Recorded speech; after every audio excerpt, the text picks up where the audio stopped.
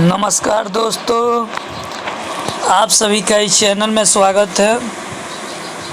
तो दोस्तों, आज के इस वीडियो में हम क्लास 10th के सब्जेक्ट फिजिक्स के लेसन फर्स्ट प्रकाश के अपवर्तन के हम 24 ऑब्जेक्टिव क्वेश्चंस को कंप्लीट करेंगे। तो चलिए वीडियो को स्टार्ट करते हैं। तो वीडियो स्टार्ट करने से पहले यदि आप हमारे चैनल पर नए आए हैं तो हमारे चैनल को लाइक करना, सब्सक्राइब करना और शेयर करना न भूलें, क्योंकि आज का वीडियो बहुत ही इंटरेस्टिंग होने वाला है। इसलिए आप शुरू से अंत तक ज़रूर देखें और बहुत ही इम्पोर्टेंट क्वेश्चन लेकर आया हूँ इस वीडियो में। तो चलिए स्टार्ट करते हैं। तो पहला क्वेश्चन है, अवतल दर्पण में वस्तु का प्रतिबिंब होता है। ऑप्शन ए आभासी होता है, ऑप्शन बी वास्तविक होता है, ऑप्शन सी किसी प्रकार का नहीं बनता है, ऑप्शन डी दोनों प्रकार का बनता है। तो इसका राइट जो आंसर हमारा होगा, एक का जो राइट आंसर होगा हमारा डी होगा, दोनों प्रकार का बनता है, यानी आभासी भी बनता है और वास्तविक भी बनता है। क्वेश्चन नंबर 2 कहता है कि उत्तल दर्पण में वस्तु का प्रतिबिंब होता है। ऑप्शन ए है आभासी होता है, ऑप्शन बी वास्तविक होता है, ऑप्शन सी किसी प्रकार का नहीं बनता है, ऑप्शन डी दोनों प्रकार का बनता है। तो 2 का जो राइट आंसर होगा हमारा ए होगा, आभासी होता है। यानी उत्तल में हमेशा कैसा प्रतिबिंब बनता है? आभासी बनता है। ये हमें याद रखना है। और आभासी का दूसरा नाम क्या है? काल्पनिक प्रतिबिंब है। 3 नंबर क्वेश्चन कहता है कि जब कोई वस्तु अवतल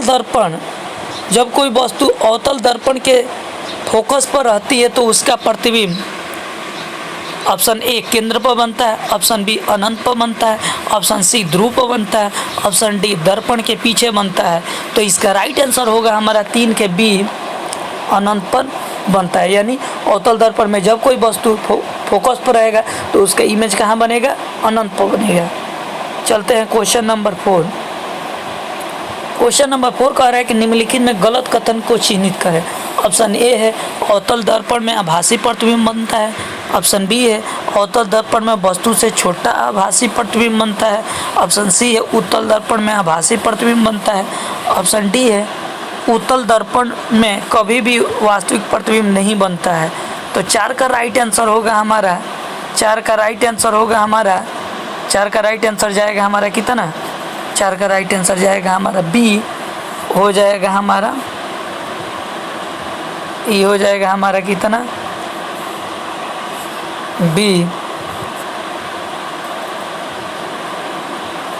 बी हो जाएगा।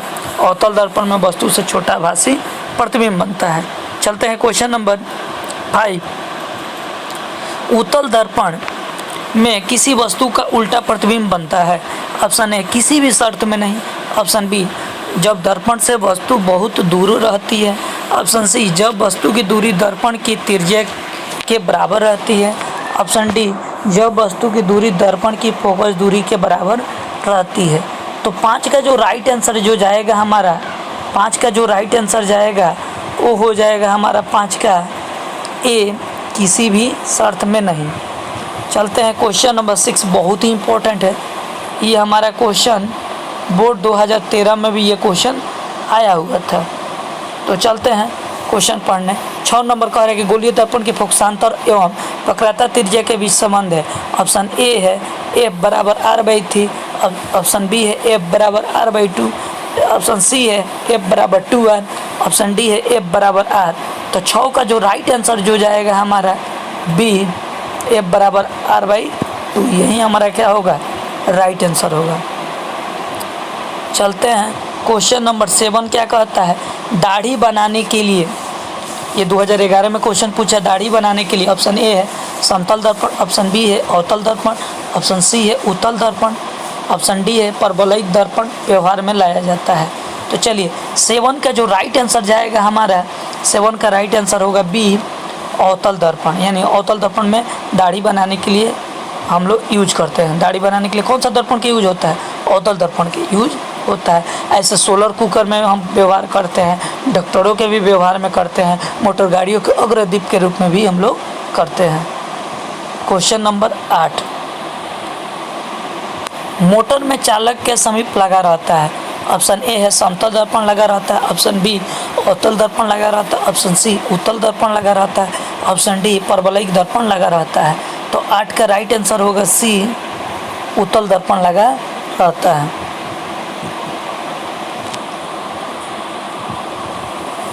अवतल दर्पण द्वारा वस्तु का बड़ा प्रतिबिंब तब बनता है जब वस्तु, ऑप्शन ए है सी पर रहती है, ऑप्शन बी सी और एफ के बीच रहती है, ऑप्शन सी एफ पर रहती है, ऑप्शन डी एफ और पी के बीच रहती है। तो 9 का जो राइट आंसर होगा ए सी पर रहती है, यानी सी मतलब वक्रता केंद्र पर रहती है।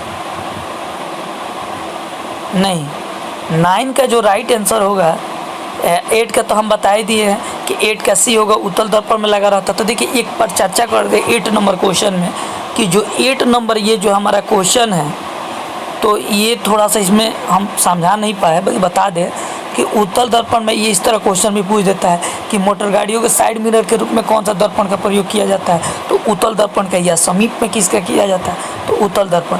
ये जो 9 नंबर क्वेश्चन जो है अवतल दर्पण द्वारा वस्तु का बड़ा प्रतिबिंब तब बनता है जब वस्तु, तो 9 देखिए इसका कंडीशन होता है जब वास्तविक प्रतिबिंब के समय भी बनता है और आभासी प्रतिबिंब के समय भी बनता है, इसलिए हम कह सकते हैं कि इसका राइट आंसर होगा डी।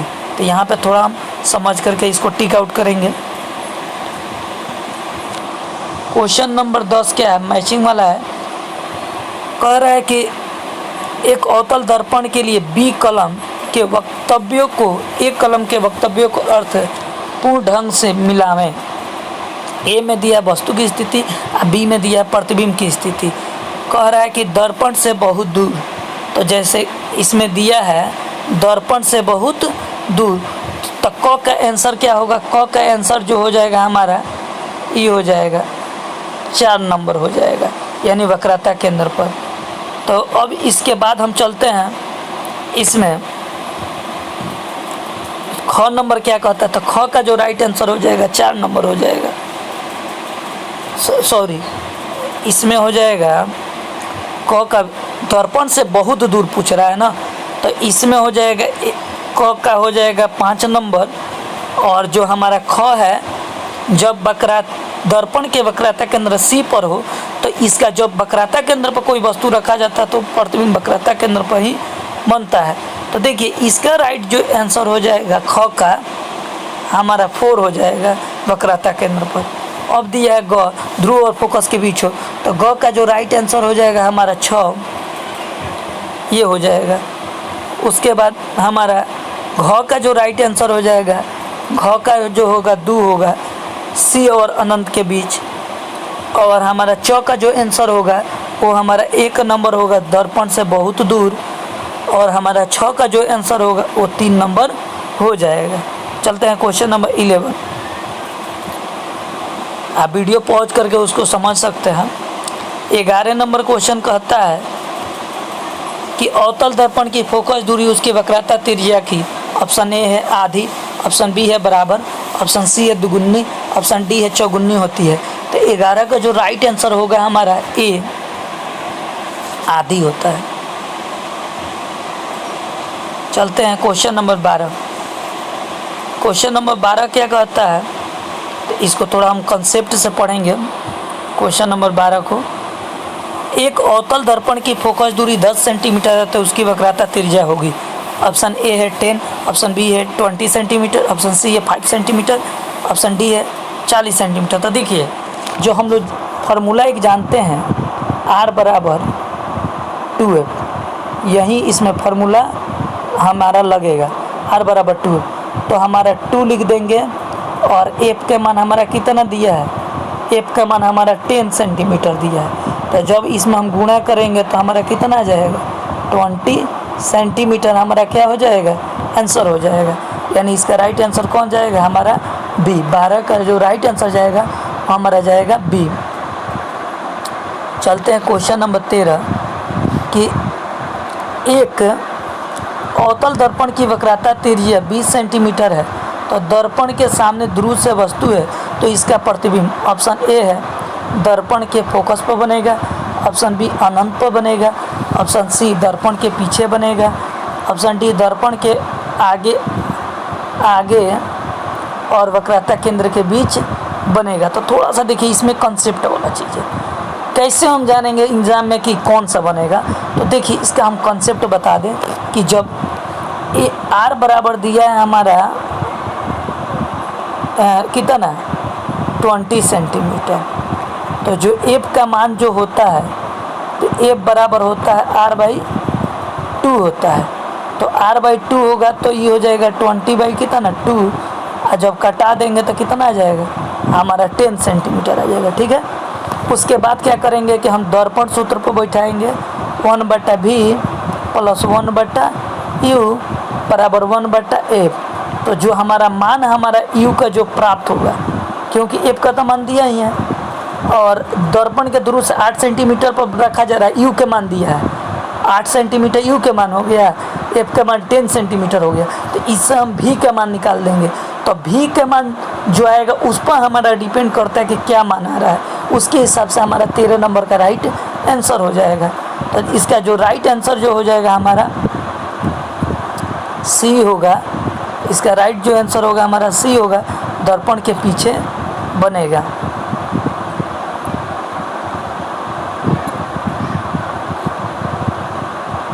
तो देखिए अवतल दर्पण के सामने 2 सेंटीमीटर ऊंची एक वस्तु है, उसका प्रतिबिंब दर्पण से आभासी 6 सेंटीमीटर है ऊंचा बनता है। तो प्रतिबिंब ऑप्शन ए है दर्पण के पीछे बनता है, ऑप्शन बी दर्पण के फोकस पर बनता है, ऑप्शन सी दर्पण के वक्रता केंद्र पर बनता है, ऑप्शन डी दर्पण के वक्रता केंद्र और अनंत के बीच बनता है। तो देखिए एक बात बता दें हम आपको कि देखिए इसमें 2 सेंटीमीटर ऊंची एक वस्तु है, यानी वस्तु की ऊंचाई दिया है, यानी इसका मतलब है कि h2 का मान दिया है हमारा कितना सेंटीमीटर 2 सेंटीमीटर, और प्रतिबिंब दर्पण से आभासी 6 सेंटीमीटर ऊंचा है, और h1 के मान दिया है कितना 6 सेंटीमीटर।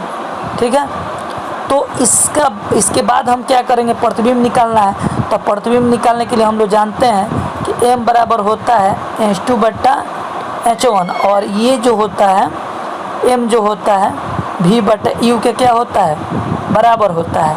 इसका मान इसमें रख करके सॉल्व करेंगे तो हमारा किसका मान निकल जाएगा, हमारा v का मान निकल जाएगा। और जब v का मान निकलेगा तो इससे ये क्लियर हो जाएगा कि उसके मान से ये पता चल जाएगा कि हमारा इसका ऑप्शन इसमें से कौन करेक्ट है। तो 14 का जो राइट आंसर जो हो जाएगा हमारा ए बनेगा, दर्पण के पीछे बनता है। तो इसका कंडीशन होता है कि दर्पण के एक पीछे बनेगा तो कैसा बनेगा, पॉजिटिव कि निगेटिव, इस तरह हम इसको पता करते हैं। चलते हैं क्वेश्चन नंबर 15। दाढ़ी बनाने के लिए उपयुक्त गोलीय दर्पण में सीधा प्रतिबिंब प्राप्त करने के लिए चेहरे को कहाँ रखना चाहिए कि हमारा चेहरे का प्रतिबिंब अच्छा बने और आसानी से दाढ़ी को साफ किया जाए। तो ऑप्शन ए है वक्रता केंद्र के बाहर, ऑप्शन बी है वक्रता केंद्र पर रखना चाहिए, ऑप्शन सी है वक्रता केंद्र और फोकस के बीच रखना चाहिए, ऑप्शन डी फोकस एवं ध्रुव के बीच रखना चाहिए। तो 15 का जो राइट आंसर जाएगा हमारा डी, फोकस एवं ध्रुव के बीच रखना चाहिए। चलते हैं क्वेश्चन नंबर 16। कहता है कि एक गोलीय दर्पण 6 सेंटीमीटर दूरी पर रखे एक वस्तु का प्रतिबिंब दर्पण से 30 सेंटीमीटर की दूरी पर उसी ओर बनता है जिस ओर वस्तु है, तो दर्पण का आवर्धन है। तो देखिए इसके लिए वहीं लगाएंगे फॉर्मूला, m बराबर v बटा क्या होता है u होता है। तो देखिए हमारा यहाँ पे प्रतिबिंब दर्पण से 30 सेंटीमीटर दूरी पर बनता है, तो v के मान दिया है 30, और इसका जो u के मान जो दिया, वस्तु रखा जाता है कितना सेंटीमीटर पर 6 सेंटीमीटर पर, तो ये दिया u के मान 6 सेंटीमीटर। जब कटाएंगे तो 6 × 5 कितना हो जाएगा 30, यानी ये हमारा कितना आ गया 5 सेंटीमीटर, यानी इसका राइट आंसर कौन जाएगा हमारा ए जाएगा। चलते हैं क्वेश्चन नंबर 17।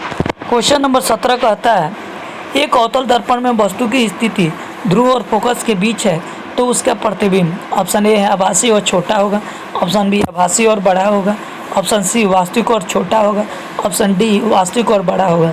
तो 17 का जो राइट आंसर जाएगा हमारा बी, आभासी और बड़ा होगा। चलते हैं क्वेश्चन नंबर 18। अवतल दर्पण द्वारा बना प्रतिबिंब आभासी और तथा सीधा होता है, जब वस्तु फोकस पर होता है। ऑप्शन बी फोकस तथा दर्पण के बीच होता है। ऑप्शन सी वक्रता की त्रिज्या पर होता है। ऑप्शन डी अनंत पर होता है। तो 18 का जो राइट आंसर जाएगा वो हो जाएगा हमारा 18 का बी, फोकस तथा दर्पण के बीच होता है। तो यदि आपको वीडियो पसंद आता है तो वीडियो को एक बार लाइक ज़रूर कर दें। चलते हैं क्वेश्चन नंबर 19। उत्तल दर्पण से बना प्रतिबिंब होता है हमेशा उल्टा, हमेशा सीधा, उल्टा तथा सीधा, इनमें से कोई नहीं। तो 19 का जो राइट आंसर जाएगा वो हमारा जाएगा बी, हमेशा सीधा। कहता है कि गोलीय दर्पण में फोकस दूरी और वक्रता त्रिज्या का अनुपात होता है। ऑप्शन ए है 0.5, ऑप्शन बी है 1, ऑप्शन सी है 2, ऑप्शन डी है 3। तो देखिए अब इसका अनुपात पूछ रहा है, तो कैसे पता चलेगा कि इसका आंसर क्या होगा, मैं क्लियर इस वीडियो में करूँगा कि इन दोनों का रेशियो क्या होगा। तो देखिए गोलीय दर्पण में फोकस दूरी और पूछ रहा है वक्रता त्रिज्या का अनुपात, तो फोकस दूरी पूछ रहा है और वक्रता त्रिज्या का अनुपात पूछ रहा है। तो इसका जो राइट आंसर क्या होगा, तो देखिए एफ है तो एफ रहने दीजिए। आर बराबर हम क्या जानते हैं 2f होता है। एफ से एफ क्या हो जाएगा, कट जाएगा, यानी 1/2 होगा। और 1/2 होगा तो 2 से 1 में जब भाग देंगे हम तो ये 0 पॉइंट कितना हो जाएगा हमारा, कितना होगा 5। यानी इसका राइट आंसर जो जाएगा 20 का जो हो जाएगा ए होगा 0 पॉइंट कितना 5। चलते हैं क्वेश्चन नंबर 21।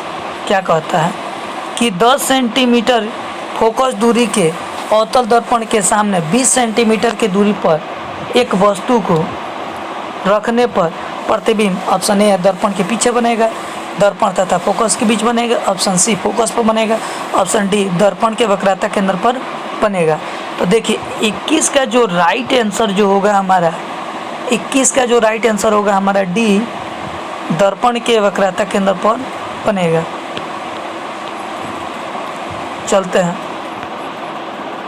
Question number 22। क्या कहता है, किसी बीम का अवतल दर्पण द्वारा बना प्रतिबिंब भासी सीधा तथा बीम से बड़ा पाया गया तो वस्तु की स्थिति कहाँ होनी चाहिए। ऑप्शन ए है मुख्य फोकस तथा वक्रता केंद्र के बीच, ऑप्शन बी है वक्रता केंद्र पर, ऑप्शन सी है वक्रता केंद्र से परे, ऑप्शन डी है दर्पण के ध्रुव तथा मुख्य फोकस के बीच। तो 22 का जो राइट आंसर जो जाएगा हमारा, जो जाएगा डी होगा, दर्पण के ध्रुव तथा मुख्य फोकस के बीच।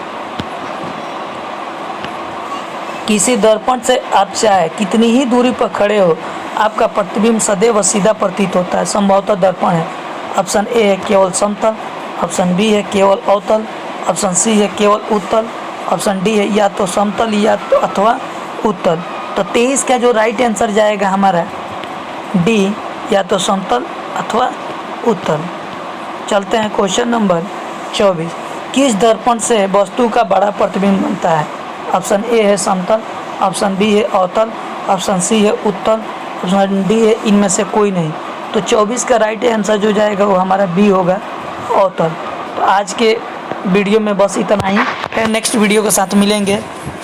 तो यदि आपको वीडियो हमारा पसंद आया हो तो लाइक, सब्सक्राइब और शेयर करना अपने दोस्तों के बीच ना भूलें, और हमारे कमेंट्स में ज़रूर बताएं कि आपको वीडियो कैसा लगा। That's all, thanks for watching this video.